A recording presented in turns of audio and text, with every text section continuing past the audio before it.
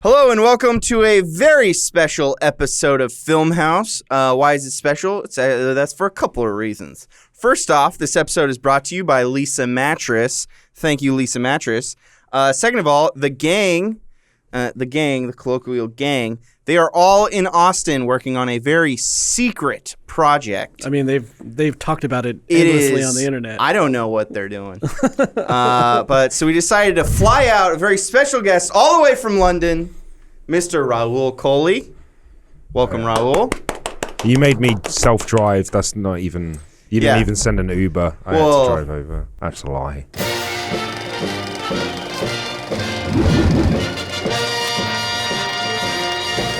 Okay, well, I'm going to expense the flight. So, also here with me today is Omar de Armas, hello, resident Ewok, and Jacob Fullerton, resident Star Wars expert. Oh, We'll see. Yeah, now Raul, I hear yes. you actually consider yourself somewhat of a Star Wars expert yourself. Is that true? Absolutely not. I'm good at quoting The Phantom Menace. Mm-hmm. that he is. Why is that the one movie? I think because I was 13 when it came out, and I think I had it on an illegal VCD, right? And I watched it on my computer maybe every day.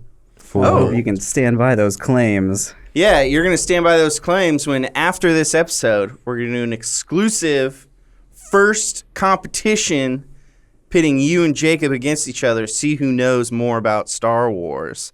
I spent most of the morning Googling Star Wars trivia questions. I learned a lot.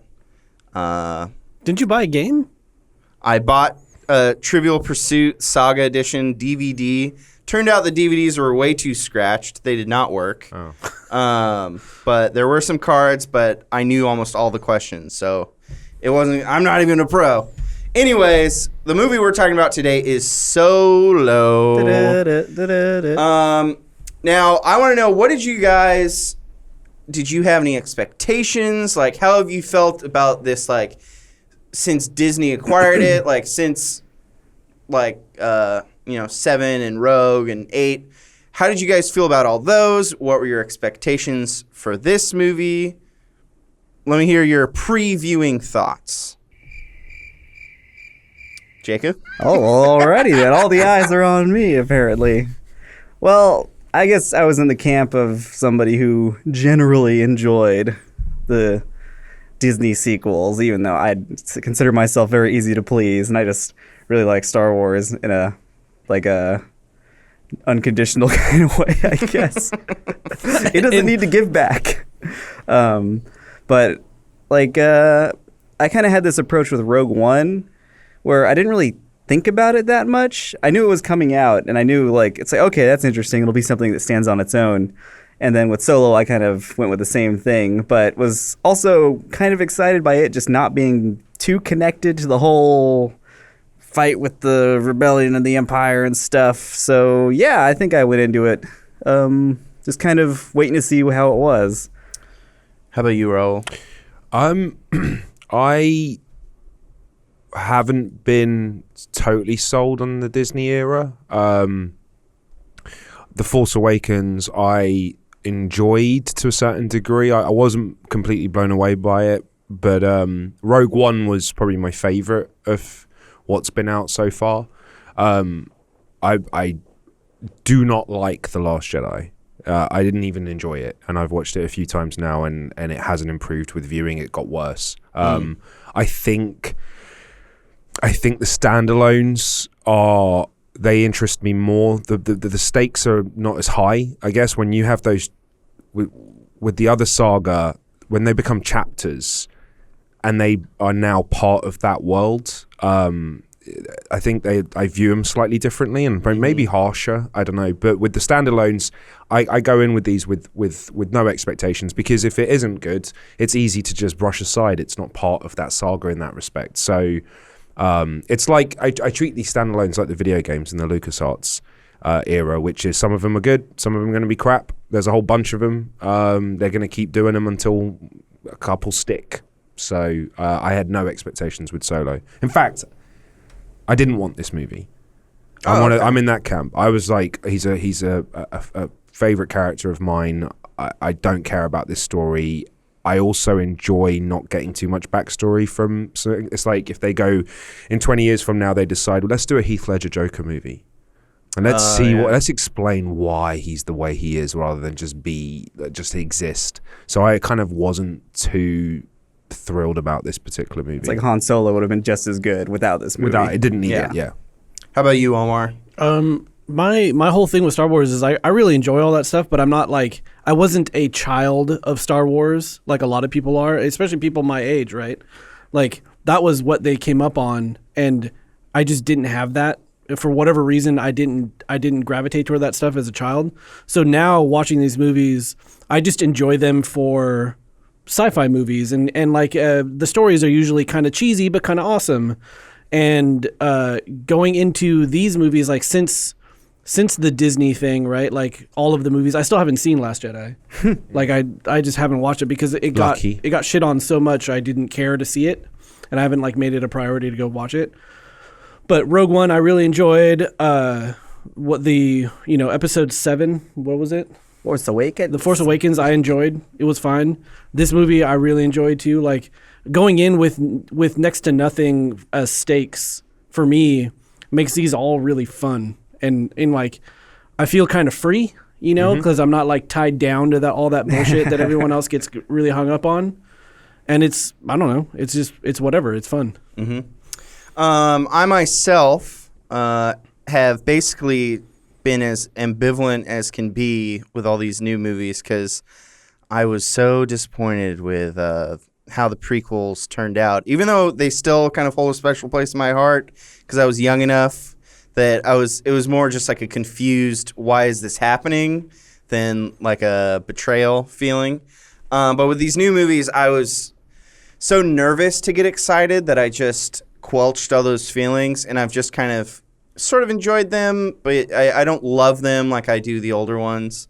And so with this movie, I kind of just didn't think about it up until about a week ago when I bought the tickets. But something I have in here in my notes, but that Dan also brought up in organic conversation, but I just want to clarify, I did have it in my notes, so I did also independently have the thought.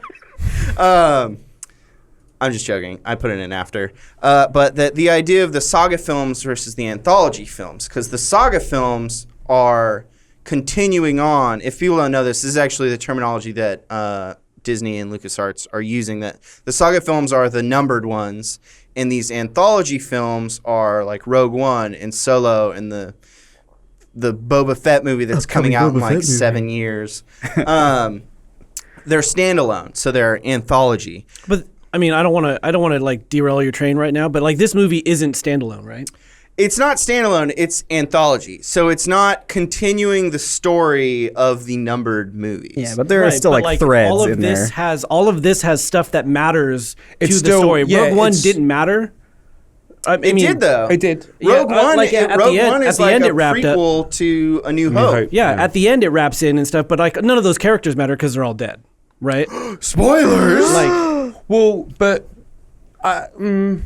It's like their adventure. In this movie, you have a bunch of characters that obviously are going to survive throughout the storylines and like all this other stuff. Like there's a bunch of shit that happens that actually matters to what's going on. Yeah, but they could have done anything. Like the Kessel Run that's in this movie. We're not going to do spoilers until later. None of you are going to say anything? We'll let you know. What is it? Kessel. We were trying to restrain ourselves because about nerdy what it sounded. The Messel Run, what is it? Kessel. Stop it. That was a throwaway line, but they built a good chunk of the movie around it, and they could have done it in any way. Don't get me started on those fucking dice as well. Yeah. Doggy. Are those? Oh. Man, those are chance dice, right? They're chance But cubes. those That's are what Watto chance used. cubes, what Watto used, yeah. Those exist in the other movies. Like that's part of Han lore. Yeah. Chewbacca knocks his head on them. Yeah. I think it's the first time you see They them literally don't in matter at Docking Bay all. 94. They never cared, and then Yeah. The Last Jedi made them care, and I was like, why the fuck are The Last Jedi making such a big deal? And then I realized why. Okay, I see what you did there. You put it all up in this film. But yeah, that's just something that I'm kind of excited for the anthologies more than the Saga films because the Saga films are kind of on a train and they can't leave. They're kind of bogged down by what's gone on before and what needs to come after, whereas these don't. These anthology films are basically taking little bits and pieces that have been established and then fleshing those out. Yeah, and it's satisfying to get like one complete story in a film. Yeah. And you walk out like, that's the other thing. Absolutely. That's something about being a part of a series or a trilogy is that you can't tell just a contained story. It has to tie into the things before and it has to lead into the things later. Whereas this, all the things it led into was Han getting older. Yeah. Or did it? Guys. You know what I'm saying? Anyways, so without spoiling anything, we're gonna hold that till a little later. But I mean, I feel like we kind of already have, but we haven't spoiled nothing specific. There's some very spoilery. I just said the dice lurk in this but movie. like, what did you guys think of the movie? First impressions. I really enjoyed this movie after my first viewing. So yeah, Okay, thank you, Jacob. I'm Roll. gonna see it again. I didn't want to enjoy it, and I really liked it, and I feel a bit sick and ashamed of myself. I really liked it. It was a good film. I mean, these guys know exactly what they're doing, and like going in because your hand's already been slapped a couple times, right? Mm-hmm. So you go in with no expectations, and then that's why this movie does well, and they know that. They know that like they're coming off of some sour notes and stuff, so they're like, we're gonna get people, we're gonna say all these little things and tie a couple things together and make it so it's like, you know what, this was fun, and I had a great time watching the movie because you go in with no expectations, and they do all of those little like, remember this stuff, remember that stuff, like all of that stuff in just the right way to get you going, and fucking what's his name is a genius director. There's a ton of like, in a Star Wars movie, it's just kind of inherent, but there's like lots of just goofy moments and jokes and stuff. And like, sure, like we won't always be outwardly laughing. We'll kind of like exhale through our noses a little bit louder. But like, there's a lot of people in that theater just laughing at the movie. There was a guy behind us that laughed at everything. As you know, or as you should figure, Warwick Davis does make an appearance in this. And literally every time he appeared on screen, the guy went, Can I say something super polarizing? Yes. I find this really common with American audiences. Yep. The laughing at everything and being overjoyed and clapping. vocalizing it in the movie theater is a new experience for me. Oh boy. Like literally people throwing. I saw someone when the credits came up and it went solo a Star Wars story. I saw a dude 3 rows down go. Oh my god! And I was like, "Oh my god! Like you guys are so excited." I feel like this is everything is funny and everything is. It's just new to me. Like that stuff has always existed out here. I mean, like I've always had a little bit of that, but recently it's been turned up. Like people have. You mean the like, Trump era? Maybe. I was just trying to see what you meant. As in what's recent, like what's changed. Like in the last 5 years or so, people have really like let loose. Like, oh, this is my chance to be that guy that everyone remembers from the movie theater. So I'm gonna do like I'm gonna have my commentary track. I'm gonna do this. Like it's more of performance. It's a performance in front of a lot of people as opposed to just a bunch of people. I don't know. I think the guy behind us just like did not have. There was no barrier between thoughts and action. Like he was just like pure id.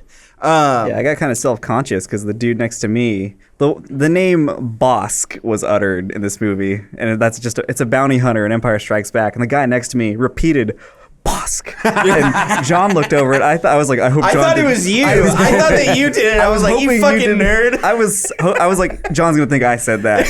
I don't want him to think that I uttered that in this theater. Yeah, but I mean, just to cap in the expressing in theaters thing. I thought everyone had a friend like this. I knew a kid named Dusty who, growing up, we'd go to see movies, and I fucking hated it. Because he was one of those people that anytime he thought a joke was funny, he would repeat it back. He would turn to us in the theater and repeat the joke back. Like, did you just hear that? But just saying the line again. It was the worst. I've always been lucky with the people I see films with. They're always on their best behavior. But for some reason, the only time I've been with someone who embarrassed me was we went to see The Scorpion King. Oh, God. After school, and I was with my mates, and the Attack of the Clones trailer played, and a girl in the few rows back went, "Oh my God, it's Luke Skywalker." And he turned around and went, "Actually, it's Anakin Skywalker, you fucking bitch." And it was the most hostile. And he's not even a Star Wars fan. I felt like he was doing it for me or something. And it was just like, Mo, chill, bro. Oh my gosh. Oh, man, that's great. All right, we're going to take a quick segue here to let you know that this episode is brought to you by Lisa Mattress. I can tell you a lot about Lisa Mattress. I can tell you that it was designed to provide support and pressure relief to every part of the body, every body type. I can also tell you that you get a deeper rest than you're getting right now with your stupid mattress. And I can also tell you that over 300,000 people agree that they're sleeping happy on their Lisa mattresses. But what I do want to tell you, I could have told you all those things. I'm not going to. What I'm really going to tell you is that Lisa Mattress has a program called the 110 program, and it is a mission to end bedlessness in America. I've talked about this before. 10 mattresses sold, 1 mattress donated. So every 10 they sell, they donate 1. They've donated over 26,000 mattresses to over 1,000 nonprofits, 501c3s. I actually looked into this because I saw that in the copy I was provided, and I was like, what does that mean? And they actually detail it all on their website. And it's basically they work with nonprofits that help people who are homeless transition back into home S. I don't know the proper nomenclature. But, when people are providing housing for the homeless, they have to provide beds and stuff. And so basically they work with them to provide those. And take it from me, I've slept in some pretty precarious locations. It sucks. I actually lived out of my truck for 3 months at one point in my life. And it was bad. If you've ever fallen asleep at someone's house after a party and woken up on the floor, imagine having to do that every day. Imagine not having a place to sleep. That's crazy. So that's Lisa Mattress. They make a dope-ass mattress, but they're also a bigger company than that. They're doing some friggin' good. So if you want to get a bomb-ass mattress, get some deeper rest, and support a better world, go to lisamattress.com. Go to lisa.com/filmhouse to get $160 off any mattress. Doesn't matter if it's a small mattress, a big mattress, you'll get $160 off. Boom. That's lisa.com, leesa.com/filmhaus for $60 off any mattress. Spoiler warning. It took all the way. Wait. I have the soundboard up. Oh, yeah. Turn the speakers off. I turned the speakers out. Hold on. Let me just pop this on real quick. This is for the trivia that's coming after the show. Remember to go to roosterteeth.com. Check that out. Oh, you could. That's the soundboard for trivia. Now, spoiler warning. Han shot first, you guys. I heard the guy behind us say it. Yeah, the guy behind us. Han shot first, he went, I heard him cream in his pants. He went, Han shot first. I know. I was like, what a wonderful moment. I'll enjoy the subtlety and nuance of it. And the guy behind us was like, Han shot first. Oh, my God. The subtlety of it. Yeah. There was no subtlety in it. Well, if he turned it, there wasn't any subtlety in the scene that followed it, where they're like, hey, we're starting up a little thing. It's called a rebellion. You want to be a part of it? Okay, so and he's who is like, no, I don't. She's like, maybe you'll have a change of heart someday. Who is that girl? Who's the? She was cool. I liked her. And Is she- Nest, the character was. Does she mean anything later on? I think she's new as far as I know. Yeah. Because it seemed like she was going to be like the catalyst of the rebellion or She had something. a cool helmet. I think the reveal was how young she was. Mm-hmm. Like, we thought this was someone equal to... Well, she replaced her mother, right? Yeah, she replaced her mother. So did we see her mother first, and her mother didn't survive that explosion? Is that? Oh. It looked like they and then escaped. she took over. Because they just kind of took off as soon as that thing dropped. Oh, right. Yeah. Well, I mean, for me, the whole time I was expecting, like, Woody Harrelson's counterpart. Yeah. So when I- it was like a little kid, I was like, oh. I thought it was going to, that's his daughter or something. That I initially thought it was his daughter. Yeah, too. me too. I was Also, like, that kind of looks like Dandy Tandy. Dandy. yeah, like, is that Tandy Newton's kid maybe? That, like, that was the idea they were going for maybe? I don't think so. That's what I thought, but I don't think it was. What were your guys' favorite parts? Like, Maul. does anything stand out? Maul. Yeah, that was a Darth Maul. surprise. I guess that was a very Jacob, spoilery little tell me thing. what happens to Darth Maul. So in the prequels, he gets cut in half. Yeah. By Obi Wan, And it yeah. falls down Falls down the shaft, right? That's it, yeah. And then he's in the cartoons Yeah, or Clone something Dave after that? Filoni's, the Clone Wars. He appeared in what, season 4, season 3? I think season 4. He had spider legs. Yeah, he had Spider legs. Yeah, Yeah, he was spider obsessed with legs. Kenobi. Like he was obsessed with what had happened to him. And then he teams up with his brother Savage. Yeah, which is spelled savage. Savage, yeah. For Um, more Yes. subtlety. Oh, shit. Check that Yeah. out. Did he have a big spider butt like that too? Yeah, he did. He made it This And is himself. what I've then they seen. I've refined seen it, that. yeah. But It was like a whole thing. It was fantastic. It was Yeah. a great addition to the Clone Wars. Sam Also, Witwer is the and voice. And then he appeared in Rebels Okay. with an older Alec Guinness, Obi Wan Kenobi. Yeah. So there's which I haven't got to yet, but I saw the promos. Is this for. It's this is pretty Rebels rad. here or this is Clone Wars? This is Clone This Wars. Clone Wars. Also, the saber he ignited was that one, right? It had that. It's like the one Savage's from one. it's the one from Rebels. I mean, I'm It's the one going from too far Rebels. into like Oh, the okay. TV shows right now, but yeah. So that's the deal with Maul. But I thought also, it was just a cool was it the little same? inclusion. Was it the same actor? The Same face voice looked Was it actor. Ray Park though? It looked like it looked like he was CG. Just CGI. I think it was just CG with Sam Witwer as the voice actor. I'd like to know if it was Ray. It'd be nice if it was Ray Park and it was just dubbed by Sam. Yeah. But 'Cause that's basically what happened in Phantom Was Menace. he right? not? Was Gollum not that dude? Andy Serkis? Andy Serkis. Yeah. He was Snoke. He Oh, was that's what I'm He was thinking Snoke. of. Okay. Yeah.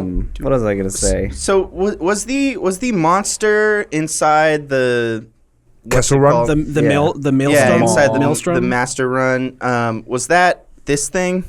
No. Did it No. exist? Because when I saw it, I immediately thought Kinda of the looked like monster that. manual Yeah. from Dungeons and Dragons.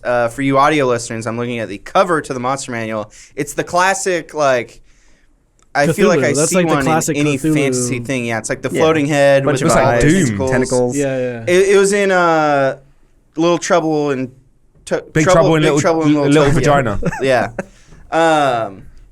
It was like a classic monster that I was like, is that something that already exists in Star Wars? I couldn't make it out, to be honest. It was kind of dark. Just like a big Yeah, monster. they did it. They purposely like obscured what it looked like. Yeah. It just had lots of arms or Tentacles, legs yeah. and tons of eyeballs. Yeah, I do want to talk. I thought like the Chewbacca reveal as like this caged beast that they were feeding him to was really cool. I mean, was it was cool. really corny when he started speaking Wookiee to it. Yeah. I'm like, Yeah. that's Yeah. super cheesy, but okay. But the reveal as like this monster that's supposed to eat him, it just beats the shit out of him was really cool. I thought. Yeah, he definitely would have had like collapsed lungs and internal bleeding from how he got thrown by Chewie into metal bars. Chewbacca kicks ass in this movie. He does. Yeah. I It's feel like he with, stole the wrestling show a little moves bit. and stuff. That was some of the coolest stuff. Was just like seeing Chewie go ham on some people. Yeah. Like there was the one guy. Oh my god, I cringed so hard when he dropped him face first. Yeah, head first. Like, yeah. head first, Like, down, straight pile down, and drived just like him, yeah. collapsed his spine. I was like, oh my god. It was awesome. Did you think it was super weird that Han got all of his accessories, but Chewie didn't get his weird fucking? He didn't get his bowcaster. bowcaster. Yeah. That was weird. Kind of. I was glad though, because that was one of my criticisms. Yeah, that was something you were talking about in the car. That like I he don't was a- need every little thing happening now. I don't need his jacket to look like his jacket. I don't need. He was wearing the same boots as Han. And I'm like, is this looks like it's at least 10 years before? They're saying he's that a young. was the 20 other or thing I was something. going to ask is like, where does this fall? Because how old is Han supposed to be in 4? I thought he was in his 30s in 4. Yeah, I think this is Early like 30s. somebody has to have said how. Luke's 19, Yeah. right? Him and Leia are like 19. Yeah. So in you A would New assume Hope. that Han's around that age too, then. Yeah, So, like, and I'd say it's about 10 years before A New Hope. yeah. is I'd where say it's that, sitting. that he's older than them, though. He's older than Leia and Luke. Oh, he was. Yeah, he always Yeah. was. I remember it being something like, yeah, this got to be 10 years before. Oh, wow, It's look at already okay. 3 hours ago, the article "How is Darth Maul alive for this Star Wars movie?" that. Because they go watch Clone Wars. Yeah, it's just going to recount all Vanity those things Fair. that we talked about. So, they're comparing the actor's age. Oh. Um, It felt like 10 years. I mean, I'm just Yeah. taking a wild stab. That's but, a safe. they clearly don't assumption. specify. well, Would you? I understand why they did all those things. Though, like give him his gun, give him his holster, give him his vest. Like Yeah. all of those things had to have happened for the broader audience, right? Yeah. Yeah, Like the average absolutely. nerd will look But at it that and just- be like, "Whoa!" It's Not just the too not the many average nerd. breadcrumbs for me. It's the non-nerds that are watching this movie. My most hated moment, which I didn't want to tell you lot in the car, and I said it was my Dark Knight Rises moment, is his name.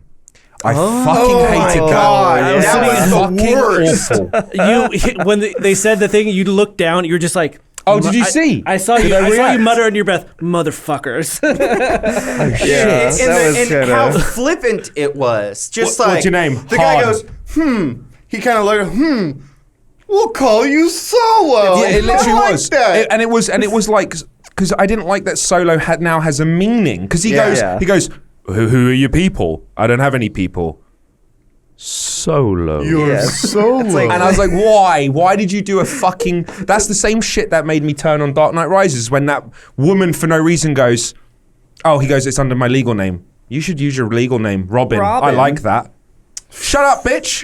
Yeah, it's like, thank you for christening this legendary character, random Imperial officer. Yeah, serious. I honestly, and it's that type of thing that I hate when they do these prequel type films or whatever, which is I was half expecting, and I know, and they did it well. I thought they did it well in The Last Crusade, but Harrison Ford had a car accident. He has a scar under his chin, quite a prominent one, right? In The Last Crusade, the first time Indiana Jones cracks his whip, he cuts his chin. And I was like, yeah. that's a little scar. In this movie, because they had done Solo this, and here's how the gun was made, and look, actually it was a rifle, and we disassemble it, and here you go, and here's this.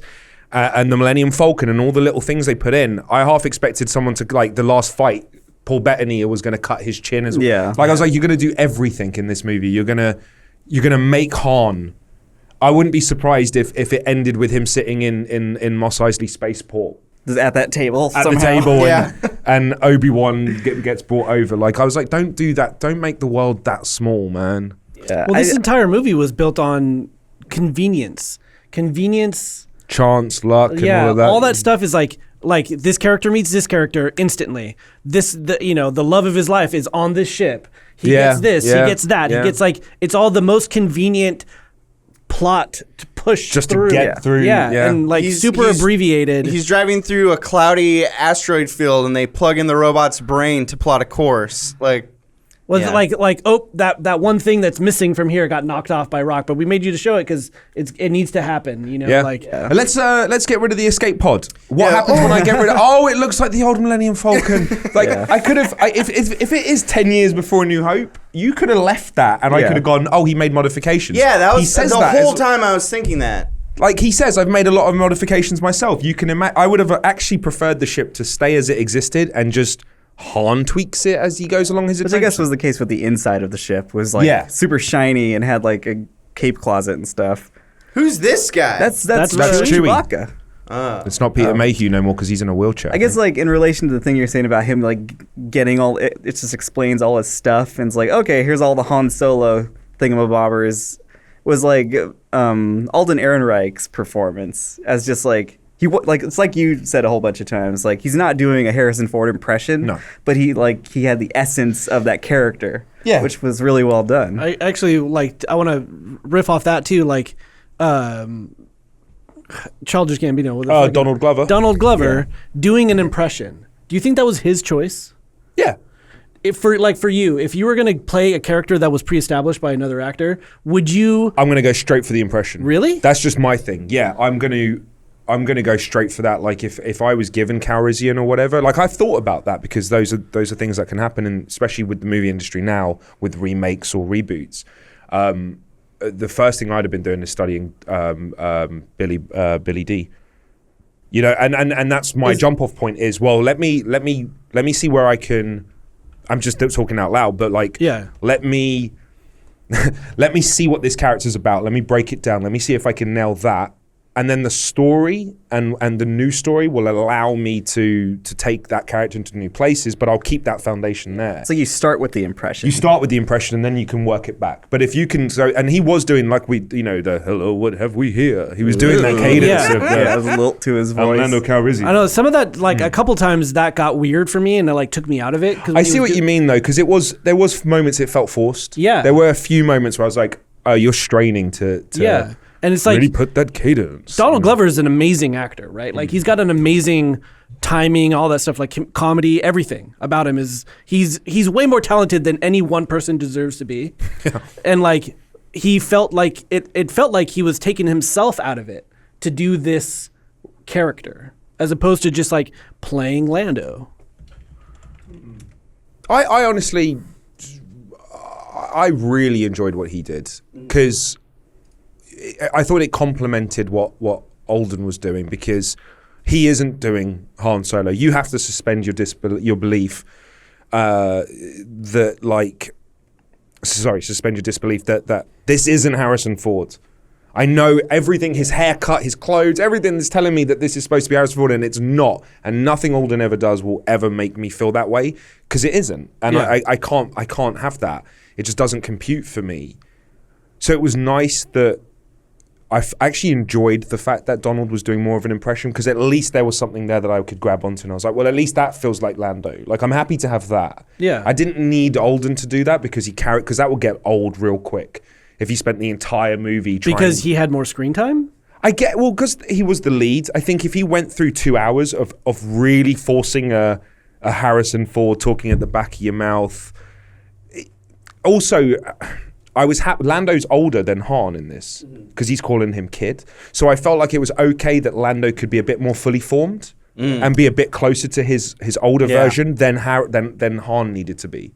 Yeah, the way you just describe like Lando's voice is something you can grab onto. I felt that way kind of about just like the world in this movie, because you got all these familiar characters and stuff who are great, but then it's like, okay, they're in the Star Wars universe during this certain time period where it's like, in all the other movies, like the fight between like the rebels and the Empire is always like, that's like the focal point. But in this, it's like kind of a cool backdrop. It's like, oh, this is a environment where the Empire is in charge, and it's just kind of like a thing that exists there. Oh, I thought it was pretty funny where there was like the recruitment center in the beginning with like the little hologram advertisement, and it was playing the Imperial March. But like a major version. It was like an elevator music version of it. It was like it was more like exciting and positive and stuff. I thought that was kind of funny. Yeah. What did you guys like? What can you think of as like your number one thing that you just didn't like? The name thing really disliked. I mean, for you, it's the naming of Solo, right? For me, it was the starting of the rebellion at the end, where it was just all right, we get it. Yeah. We understand. Please stop. Yeah, like it could have just gone to him playing cars with Lando at the end. Yeah, we didn't need been that. Fine with it. You're right. But I think that's the same idea, though, right? Like, not everything has to just be in this thing, and everything's fucking tape everything together. Yeah. I guess Star Wars. What did you not like, Omar? I think for me, the like how conveniently everything fit together felt like the movie was abbreviated in a way that didn't need to feel. Because like it wasn't like they were skipping a bunch of time that was happening, but like everything felt like they were trying to slam way too much information too quickly. And I don't even know how long the movie was. I didn't feel like it was too long or anything, but like I also didn't feel like it went by really quick. Oh, there's the thing that Beckett was wearing. Oh, yeah, they didn't even put that in. They put fucking everything in. Like Return of the Jedi is 20 years away, but here's just in case. This is his alternate costume already in his Millennium Falcon. Yeah. Also, like, what the fuck happened to Woody Harrelson's face? That's how it's always looked. But like, that's all it is, yeah. I mean, like that dude he must have seen some shit in like the recently, like in the last 10 or 15 years, because like something's wrong with the way his mouth connects to the rest of his head. I think he embalmed himself so that he could be preserved longer. Oh my god. So I have something that bothered me actually, and this is this is difficult to explain, but I had the same problem in Last Jedi, and I don't think anyone can fix it. When Benicio popped up, I love Benicio del Toro, but the entire time I was so aware that I was watching Benicio del Toro. I think there's a particular way you cast a Star Wars movie, for me, where when Benicio popped up, I was like, Benicio del Toro! And it never went. And the same was for Emilia Clarke. I was like, Daenerys. Oh, is that who she is? Paul Bettany. It just stayed with me. Woody Harrelson. Paul Bettany, I was like, oh, fuck, Vision's in this movie. Yeah. But like, you was like, oh, Han, Lando, Chewie, and Woody Harrelson. Like, it's still, he never blended for me. Yeah, like, I never totally just invested in that. I don't know, and I don't know why that, I don't know what you can do. Because even Liam Neeson, when he appeared, maybe I was a bit younger, but I wasn't like, oh my God, Schindler's List. Like, he just, I don't know what it was. He kind of just looked, Emilia Clarke and Woody Harrelson looked like their normal selves, as did Benicio, except for stutter. Didn't she have like platinum blonde hair? In Game of Thrones, but that's not Emilia's normal hair is a brunette. But but I just meant like they just. There's nothing alien about them. There's no crazy. Yeah, it kind of takes you out of it a little bit because it's just like this is something that exists in other things, like for sure. Yeah, and they were just kind of playing themselves. Yeah. Like they weren't. Sam Jackson stood out like a motherfucker when I watched when he joined the prequels, and we all knew it. We were like, Sam Jackson. It's not Mace Windu, Sam Jackson. To me, there's certain casting that just like punches me in the face with Star Wars, and I'm a bit like, yeah. I mean, does that happen in other movies for you? No. Like, is it only because of the franchise that Star Wars is? Yes, maybe it's an unfair. Oh my God, that's Jedi Power Battles. The my fucking God. the Masters Terrakasi thing. We all laughed. We were the only ones in the audience that laughed, and I was like, oh, it's fucking gamers laughing. Terrace Kasai reference. Oh my God. What are you guys talking about? There's a video game. It's a shit ass a beta. Yeah, it's a shit ass old fighting game. But what was the reference in the movie? She said that she'd learned to fight from he taught her Terrakasi or whatever. Yeah, from Masters of Terrace Kasai. I don't know how to spell it. Terrakasi. I always say Terrakasi. Yeah. But yeah, you guys are nerds. That's such an amazing reference. I was almost like, why would they reference arguably one of the worst? And I kind of respected that they would do that. Just like they gave a shout out to the Masters worst. Just like a very strange, kind of goofy reference. Terrace Kasai. Yes. Even like Convent. Even like at the end when Paul Bettany offers them some Colo Clawfish. That's one of the monsters in Phantom Menace that attacks the bongo when they're underwater. Oh, really? Yeah. And I was like sitting there kind of red-faced when I understood what he was mentioning. I was thinking that when we went up into the ship and the singer started, there was the frog in the tank. You cracked up. Well, I was thinking like, oh, it's like one of the things that Jabba eats. And then it started going, hey, Baritone. It had like a really relaxed.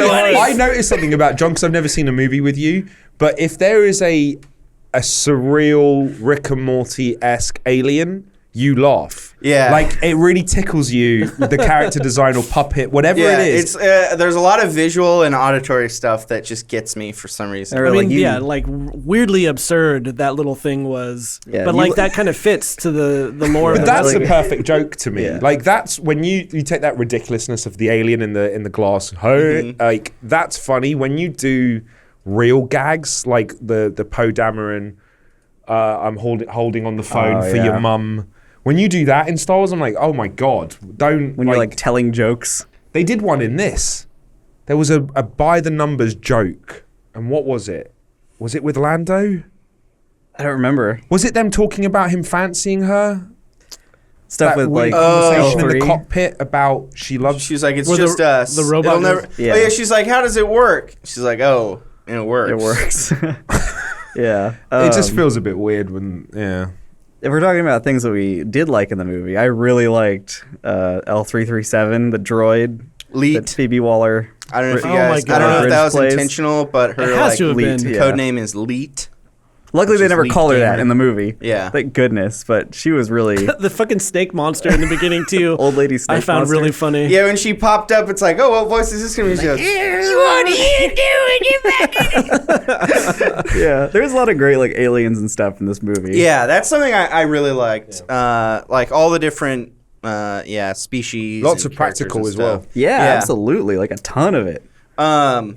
I saw in this featurette where when they introduced Woody Harrelson, he was on the battlefield flipping his guns Yeah. around and shooting. It was like, Like, whoa, who's that guy?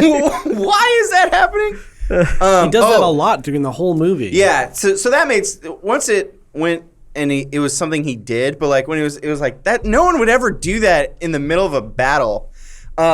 I loved the design of these of like the Marauders. pirates, the Yeah. Marauders.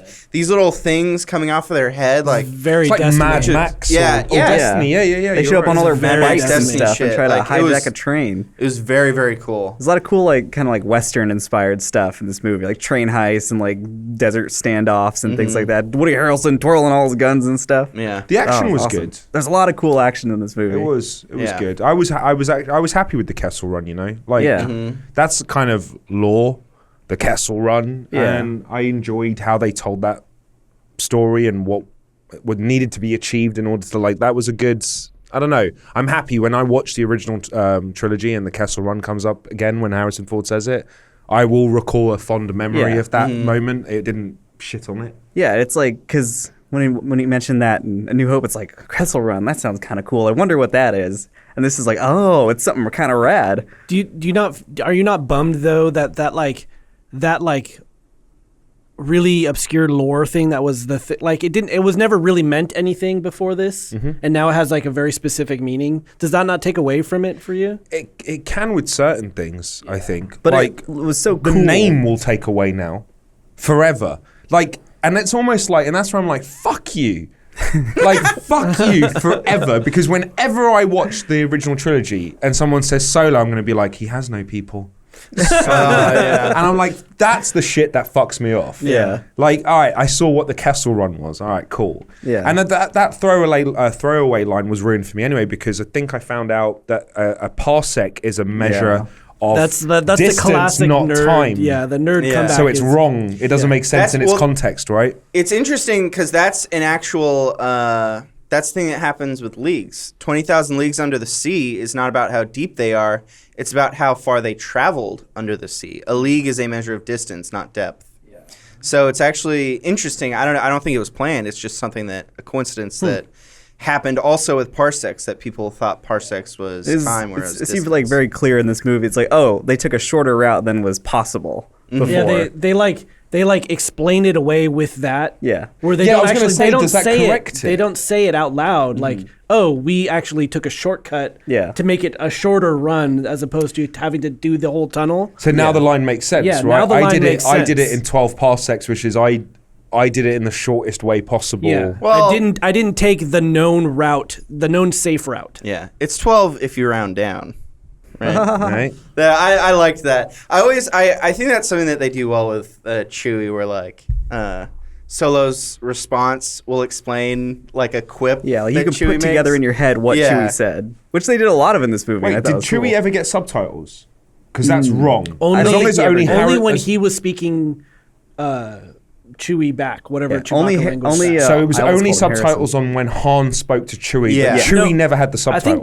think I mean I could be wrong, but I do remember Chewie having subtitles back to Han. I think so. that's I think bad if they I did think that. it was You it can't was do only that. when Han was talking, and then Chewie kind of react, and then Han would say something because the subtitles were always like he was saying something wrong. Yeah, and it was always broken. Yeah, like he wasn't like me I have English escape or like I have breakout plan or something. Yeah. Break big metal pole. Yeah, thing. maybe I was just I'm misremembering. Like, Yeah, go because pretty it was fast. obviously, it was pretty fast because I guess by the time Chewie's responded, you still have, I don't know, but as long as they didn't subtitle Chewie. Yeah, I don't think they did. A lot of good Chewie moments in this movie. Yeah. What did you think of Paul Bettany as the villain? I liked him. Yeah, he did he was like fun to watch because he seemed kind of like he was like scary because the first thing you see him doing is murdering a dude. And it's like, okay, Well, well, you he's see- pretty unhinged. yeah, you see the remnants of it. Do you actually see him kill him? I don't remember. I feel like Well, the he dude. pulls He's a knife like just he's to like pulling away jerking or- the yeah, knife. yeah. Okay. Yeah, but like he was just kind of like acted all friendly and stuff, and it kind of just made me nervous the whole time. Mm-hmm. But yeah, he was very. Everything they did with him, everything felt very on edge. Like you didn't know if he was about to just kill everyone, and I think they did a really good job of that. I heard somebody gasp at the Mandalorian armor in the I saw background. that. I was going to Yeah. ask you all It the looked shit like that's in Boba. his room. There's got to be a lot of like hidden bullshit in there. Oh, 'Cause absolutely. I saw the Boba Fett. Yeah. Like, thing. I didn't see that. But But he had Mandalorian. It was like Yeah. red. It looked like the shadow of Boba Fett. Yeah, the and then whole what was time. that giant skull? There's like a big, it looked like a crystal skull looking thing in the background. Oh, I'm yeah, sure maybe there's a it whole was the bunch of- crystal skull from yeah, Indiana Jones.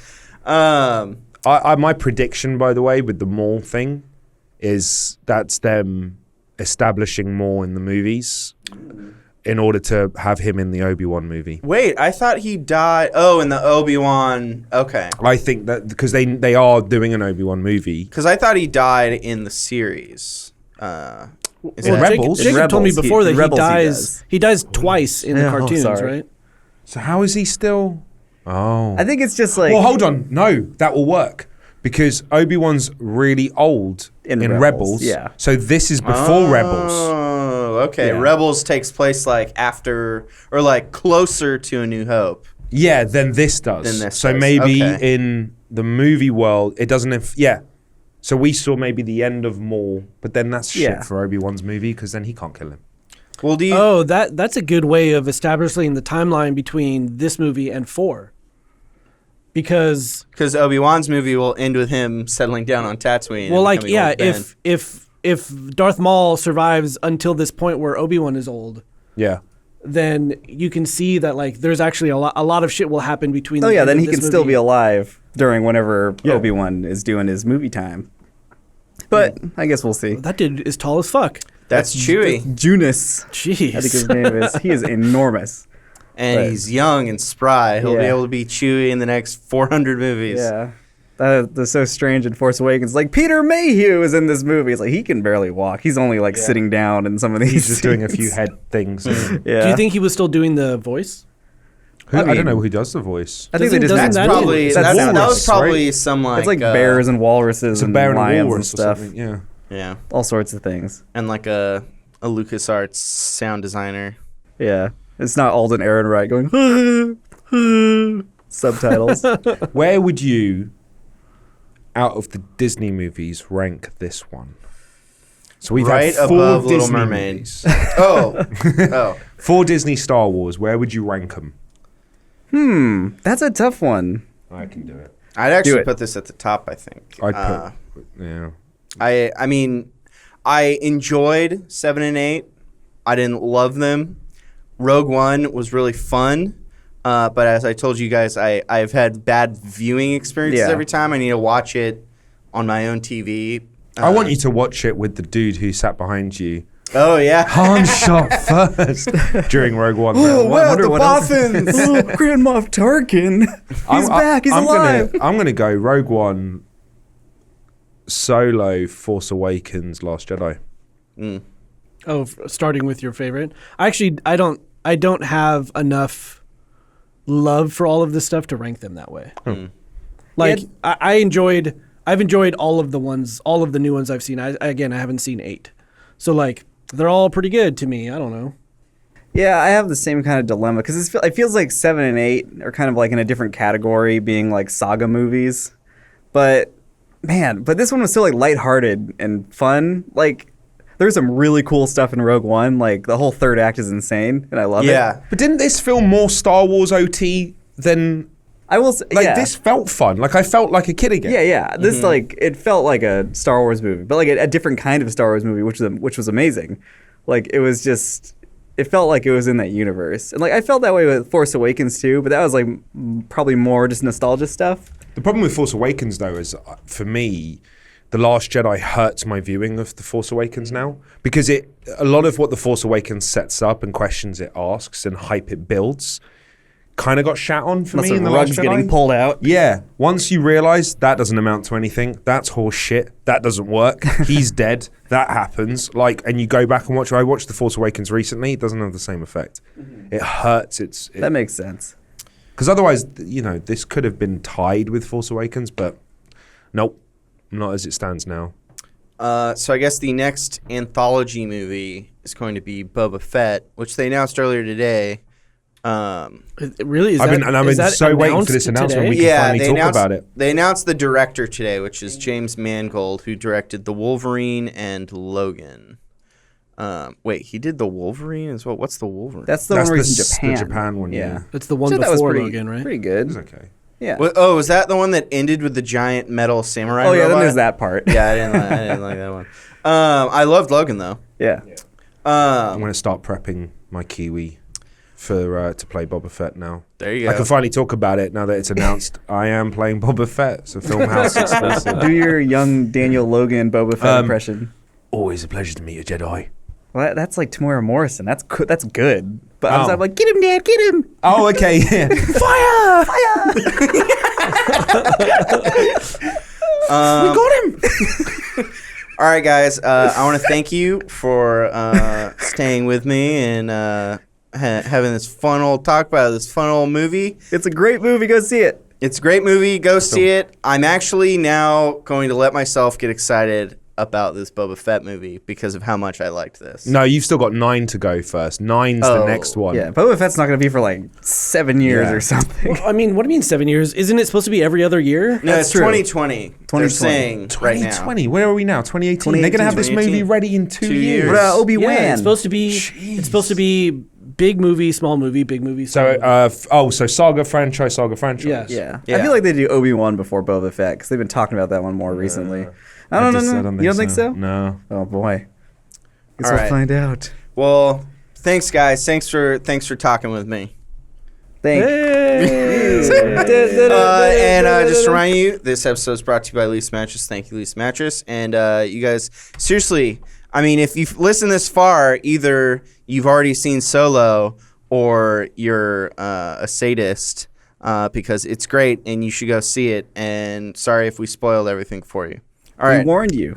Have a good dude, weekend. That dude looks way different with short hair than he does in the movie. To Alden Ehrenreich? What? Yeah. Who are you talking about? Like, go earlier in this. I think this might bring back curtains, you know. Look at that. Oh, guy. yeah. Han Solo looks different with short hair. All right, bye, everybody. Oh, we're still going? It did feel a lot like a remake of the first one in a lot of ways. Like it was the retreading of past things. So like in the scene we're watching right now, he chops his own hand off, right? And then it grows back slowly. They do another similar scene like that. That's true. And like the